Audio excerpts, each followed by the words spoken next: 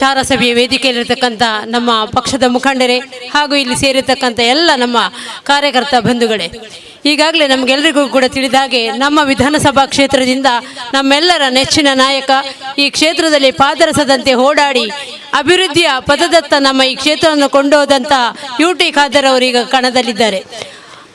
ಅವರ ಬಗ್ಗೆ ನಾವು ಹೇಳಬೇಕಾದ್ರೆ ಈ ಒಂದು ಕ್ಷೇತ್ರದಲ್ಲಿ ಬಹಳಷ್ಟು ಉತ್ತಮ ಕಾರ್ಯಕ್ರಮಗಳನ್ನು ಹಾಕಿಕೊಳ್ಳುವುದರ ಮೂಲಕ ಅವರು ಅತ್ಯಂತ ಈ ಅಭಿವೃದ್ಧಿ ಪಥದಲ್ಲಿ ಸಾಗತಕ್ಕಂಥ ಒಂದು ಕ್ಷೇತ್ರ ಇದ್ದರೆ ಇವತ್ತು ನಮ್ಮದು ಉಳ್ಳಾಳ ಕ್ಷೇತ್ರ. ಅವರನ್ನು ನಾನು ವೈಯಕ್ತಿಕವಾಗಿ ಹೇಳುವುದಾದರೆ ಅವರ ಒಂದು ಸರಳ ಸಜ್ಜನಿಕೆಯ ಒಂದು ಮನೋಭಾವ, ಜಾತ್ಯತೀತ ನಿಲುವು, ಇವತ್ತು ನಾವು ಕೋಮು ಭಾವನೆಯಿಂದ ದೂರ ಇರಬೇಕಾದ್ರೆ ನಮ್ಮ ಕ್ಷೇತ್ರದಲ್ಲಿ ಸಾಮರಸ್ಯದಿಂದ ಬದುಕಬೇಕಾದ್ರೆ ನಮ್ಮ UT ಖಾದರ್ ಅವರೇ ಕಾರಣ. ಯಾಕೆಂತ ಹೇಳಿದ್ರೆ ಈ ಒಂದು ಉಳ್ಳಾಳದಲ್ಲಿ ಇವತ್ತು ಯಾವುದೇ ರೀತಿಯ ಕೋಮು ಗಲಭೆಗೆ ಅವಕಾಶ ಕೊಡದೆ ಎಲ್ಲರೂ ಕೂಡ ಒಂದೇ ತಾಯಿಯ ಮಕ್ಕಳಂತೆ ನಾವು ಇವತ್ತು ಬದುಕ್ತಾ ಇದ್ದೇವೆ ಅಂತ ಹೇಳಿದ್ರೆ ಅದಕ್ಕೆ ಕಾರಣವೇ ನಮ್ಮ UT ಖಾದರ್ ಅವರು. ಕೇವಲ ಅಭಿವೃದ್ಧಿ ಮಾತ್ರ ಅಲ್ಲ, ಎಲ್ಲ ಜಾತಿ ಧರ್ಮದವರನ್ನು ಒಟ್ಟಾಗಿ ಸೇರಿಸಿಕೊಂಡು ಒಂದೇ ಒಂದು ಸೂರಿನಡಿಯಲ್ಲಿ ಕೊಂಡೋಗತಕ್ಕಂಥ ಒಬ್ಬ ಒಳ್ಳೆಯ ವ್ಯಕ್ತಿತ್ವವಿರತಕ್ಕಂಥ ಒಬ್ಬ ನಾಯಕನ ಇವತ್ತು ನಿಂತಿದ್ದಾರೆ ಈ ಚುನಾವಣೆಯಲ್ಲಿ. ಅವರನ್ನು ನಾವು ಅತ್ಯಂತ ಹೆಚ್ಚಿನ ಮತಗಳಿಂದ ಈ ಒಂದು ಕ್ಷೇತ್ರದಿಂದ ಗೆಲ್ಲಿಸಬೇಕಾದಂಥ ಒಂದು ಕರ್ತವ್ಯ ನಮಗೆಲ್ಲರೂ ಕೂಡ ಈ ಸಂದರ್ಭದಲ್ಲಿ ಇದೆ. ಈಗಾಗಲೇ ನಾವು ಹಲವಾರು ನಮ್ಮ ನಾಯಕರು ಅವರ ಅಭಿವೃದ್ಧಿ ಕೆಲಸಗಳ ಬಗ್ಗೆ ಮಾತಾಡಿದ್ರು. ಉಳ್ಳಾಳ ನಮ್ಮ ತಾಲೂಕಾಗಬೇಕಾದ್ರೆ ಈ ಕ್ಷೇತ್ರದಲ್ಲಿ ನಮಗೆ ಯಾರಿಗೂ ಕೂಡ ಗೊತ್ತಿಲ್ಲ ಅಂತ ಒಂದು ಉಳ್ಳಾಳವನ್ನು ತಾಲೂಕಾಗಿ ಮಾರ್ಪಡಿಸಲಿಕ್ಕೆ ಅವರು ಯಾರ ಹತ್ರ ಕೂಡ ಹೇಳಿರಲಿಲ್ಲ.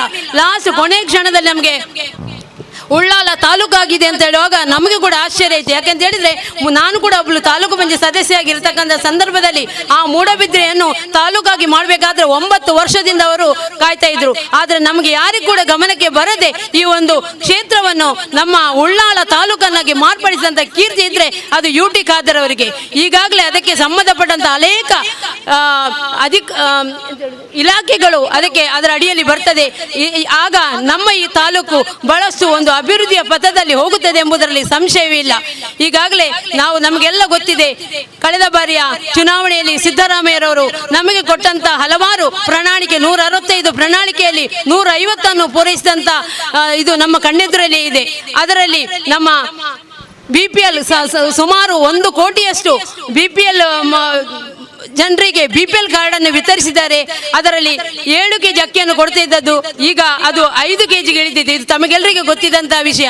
ಅದೇ ರೀತಿ ಮೈತ್ರಿ ಯೋಜನೆ ಆಗಿರ್ಬೋದು, ಮನಸ್ವಿನಿ ಯೋಜನೆ. ಮೈತ್ರಿ ಯೋಜನೆ ಅಂತ ಹೇಳಿದ್ರೆ ಯಾರು ಮದುವೆ ಆಗದೆ ಇರುವಂತವರಿಗೆ ಮನಸ್ವಿನಿ ಯೋಜನೆ, ಯಾರು ವಿಚ್ಛೇದನ ಪಡೆದಿದ್ದಾರೆ ಅವರಿಗೆ ಮೈತ್ರಿ ಯೋಜನೆ, ಇಂಥ ಹಲವಾರು ಯೋಜನೆಗಳು, ಕ್ಷೀರಭಾಗ್ಯ ಆಗಿರ್ಬೋದು, ಅನ್ನಭಾಗ್ಯ ಆಗಿರ್ಬೋದು, ಇದೆಲ್ಲ ಅದೇ ರೀತಿ ಹಲವಾರು ಯೋಜನೆಗಳು ತಂದಿದ್ದಾರೆ. ಮಕ್ಕಳಿಗೋಸ್ಕರ ನಮ್ಮ ಯಾರಿಗೆ ವಸತಿಯಲ್ಲಿ ಶಾಲೆಯಲ್ಲಿ ಅವರಿಗೆ ಇದು ಸಿಗುವುದಿಲ್ವ, ಪರ್ಮಿಷನ್ ಸಿಗುವುದಿಲ್ಲ ಅಂತ ಮಕ್ಕಳಿಗೆ ಶಾಲೆಯಿಂದ ಮೊಟಗೊಳಿಸಬಾರದು ಅವರನ್ನು ಉದ್ದೇಶದಿಂದ ಹಲವಾರು ಯೋಜನೆಗಳನ್ನು ತನ್ನಂತ ಕೀರ್ತಿ ಇದ್ರೆ ಅದು ಸಿದ್ದರಾಮಯ್ಯರವರಿಗೆ.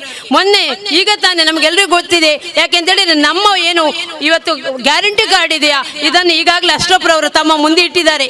ಈ ಒಂದು ಗ್ಯಾರಂಟಿ ಕಾರ್ಡ್ ಅನ್ನು ನಾವು ಮನೆ ಮನೆಗೆ ಹೋಗಿ ಅದರ ಬಗ್ಗೆ ಜನರಿಗೆ ತಿಳುವಳಿಕೆಯನ್ನು ಮುಟ್ಟಿಸುವಂತ ಸಂದರ್ಭದಲ್ಲಿ ಏನು ನಮ್ಮ ವಿರೋಧ ಪಕ್ಷದವರು ಟ್ರೋಲ್ ಮಾಡಿದ್ರು, ನಾಚಿಕೆಟ್ಟ ನಮ್ಮ ವಿರೋಧ ಪಕ್ಷದವರು ನಿಮಗೆ ನಾಚಿಕೆ ಆಗಬೇಕು. ಯಾಕೆಂತೇಳಿ ಈ ವೇದಿಕೆಯ ಮೂಲಕ ನಾನು ನಿಮ್ಗೆ ಹೇಳ್ತಾ ಇದ್ದೇನೆ, ನಮ್ಮನ್ನು ನೀವು ಟ್ರೋಲ್ ಮಾಡಿ ನಾವು ಸೋಲಿಲ್ಲ, ನಮ್ಮನ್ನು 20,000ಕ್ಕೂ ಹೆಚ್ಚು ಜನರು ನೋಡುವಾಗೆ ನೀವು ಮಾಡಿದ್ದೀರಿ.